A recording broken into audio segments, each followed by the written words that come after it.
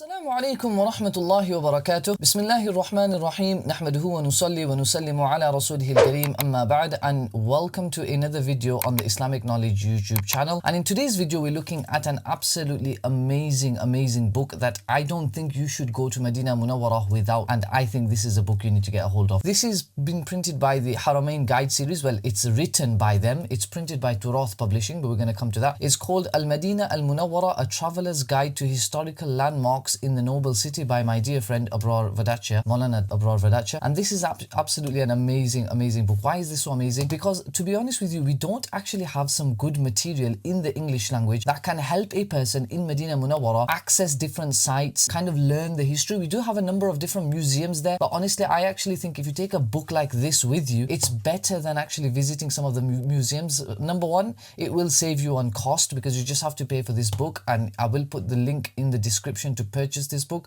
And number two, sometimes in the museums they're so busy, there are so many different people and there are so many explanations going on using the different videos that we have in the museum, it can get a little confusing. This book has got everything. This book will more or less suffice you from having to go to any museum. Of course, you can still go to a museum after that, but you can see it's full of visuals, it's full of QR codes as well. You can see it can take you to all the different places, pictures, it can even show you some of the pictures of the graves of the Sahaba that are buried in Baqi, and as well as some of the pictures of the different gardens, the wells that the Prophet ﷺ drank from, or his Mubarak saliva went into. And it's very elegantly designed, and I just also want to pick up on the size of it. It's been published by Turath Publishing, who are absolutely known for their fantastic publication abilities, and there's also additional contributions in the book by Dr. Mufti Abdul Rahman Manghira Sahab as well. The book size, like I said, it's so brilliant. It can actually just fit into any small bag that you've got. So if whether you're going for Hajj, whether you're going for Umrah, you need to take this book with you. It's elegantly designed into subsections, and it's filled with pictures and QR codes, as we've mentioned. Now the book begins with the virtues of Madinah Munawwarah right at the start. So you've got the virtues of Al-Madinah Al-Munawwarah, blessings unveiled, the virtues of Madinah's inhabitants, dates, soil and cemetery. And what I love about this section is that the author has maintained the Arabic, and that really does mean that you can benefit a lot more from these quotes. You can quote them directly. Of course, all the tashkilat are there on the actual Arabic as well, so you can read it without making Arabic mistakes, and the translation is followed straight with it. After that, it's beautifully referenced very succinctly at the bottom, and to make sure that you understand which prints have been used, there is a bibliography at the back of the book which kind of shows you which different editions they've used. Everything's referenced, and it kind of has a subheading as well: cure in the dates of Al-Madinah Munawwarah, cure in the soil of Al-Madinah Al-Munawwarah. And these are beautiful ahadith that we can read before we head off in our journey to Al-Madinah Munawwarah. Next we have, you can read this section. Next we have our section on Ziyarah routes. So if you are looking to reach Madinah Munawwarah and you are wanting to do a Ziyarah, we all know that we would take a guide. However, why not prepare for that Ziyarah, or take this book with you on your actual Ziyarah? So as you're arriving to all the different places, you can actually have an understanding of what these different places are, and you can use it to make your own Ziyarah. So if you don't want to take a person, you can actually go through your own Ziyarah, and he gives you about 3 different options, or I believe 4 in the book. The first one is a brief 1 hour 20 minutes Ziyarah, and if you actually just scan this QR code with your phone, just show your camera to this phone, so you just put your camera at this QR code, it will actually take you on this entire route, and you can visit all of these places in order as well.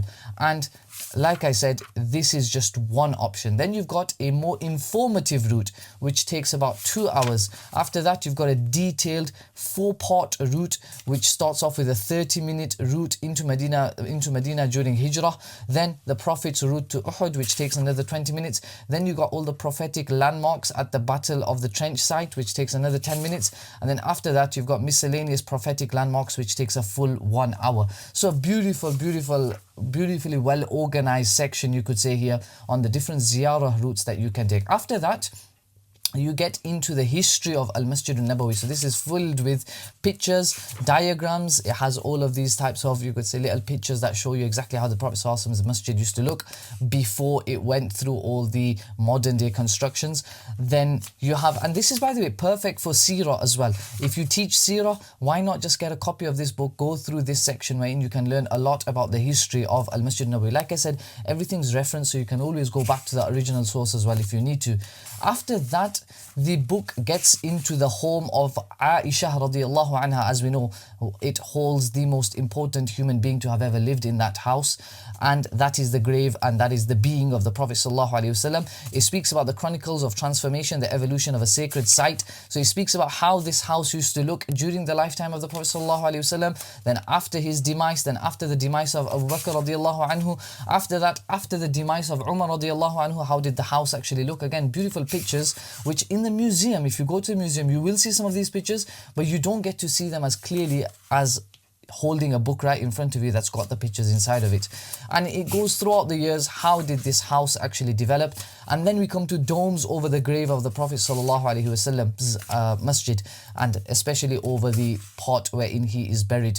So we have the two domes, one legacy, symbols of reverence, and at the Prophet's resting place. Again, you can see the font as well, very easy, very clear to follow. You've got these lovely little sections where it says, did you know the iconic green dome which crowns the roof of Al-Masjid al-Nabawi today has donned various colors throughout the history, including striking shades of silver and blue. So filled with pictures. Here's the silver version that you've got, and then the green version, and it even speaks about all the different empires and their roles in, you know, maintaining this dome.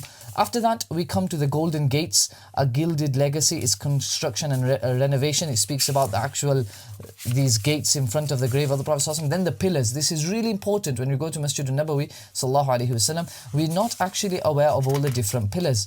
And if we do have someone to help us, it's still quite confusing. There is a lot of crowd. So why not take this book with you? As you go to Masjid al-Nabawi, you're kind of looking for all of these different pillars. Of course, some of the pillars will be in the Riyadul Jannah section, and therefore you can actually take this book with you in your Rawdah slot as well, and kind of look at all the different pillars, understand, read this book there. You can kind of appreciate exactly what used to happen in this sacred place and what's this pillar actually representing.